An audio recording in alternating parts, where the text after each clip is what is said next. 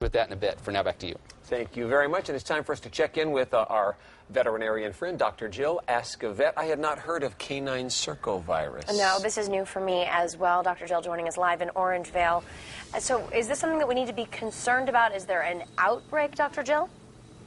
Well, there has been reports of outbreaks in some of the Midwest and California, but I want to make sure people don't panic about this because we still are quite unclear as to what's happening with this virus in canines. Okay, what is it and how is it acquired? Well, it's a DNA virus, and we're not exactly sure how it's acquired yet, but we think that it could be through the soil and through feces. Also, when you board your animal, make sure they're current on their vaccinations. Your veterinarian has checked them out before you go to a boarding facility. And really important, have a stool sample checked with a Giardia panel as well to make sure your pet's healthy. So we're seeing a slideshow of the different symptoms of circovirus. So would you just kind of run through those for us? Yes, vomiting, bloody stools, diarrhea, anorexia. Dogs that are cats, actually, cats haven't been isolated yet for this virus, but dogs that are off their food, you want to make sure if they're off their feed more than a couple of days, that's a big red flag.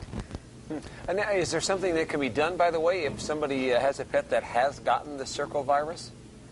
Absolutely. You want to go to your veterinarian immediately, have them tested, because we still aren't exactly clear why the virus is hitting our dogs. It's actually a virus that's been around for about 30 years, and it's across species. So it's normally in pigs and in birds, and now that it's affecting dogs, it's wreaking some aftermath on our canine friends. Now I may be stepping out of your area of expertise, but is this something that we have ever observed crossing over into humans? There you are stepping out of my area, but I imagine, there's DNA viruses that cause all sorts of problems, and that's, I think, what the AVMA has a posting now for consumers to look at, make sure pet lovers can go right on their website, look at the symptoms, see exactly what's going on and how to have it checked out. Make sure you go to your veterinarian and have a good physical exam at least once a year, to prevent things of this nature from happening. Okay, and again, let's end very specifically back on the circovirus. What activities, what should a pet owner do now to hopefully best insulate them from getting this? Well, immune system is huge. I always recommend some of these little extra products, the DMG or fatty acids, a good diet. Make sure your diets are made in this country.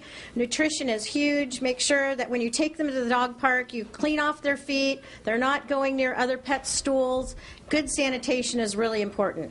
All right, great, Dr. Jill. Thank you very much. We always appreciate you caring about our pets. If you would like to schedule an appointment with Dr. Jill, or she can come to you, by the way. She can be mobile as well. Check out our website, Dr. Jill with a Y, drjill.com, or you can just call her up. The number's there on your screen, 916-989-0738. It is time for me to get Charlie.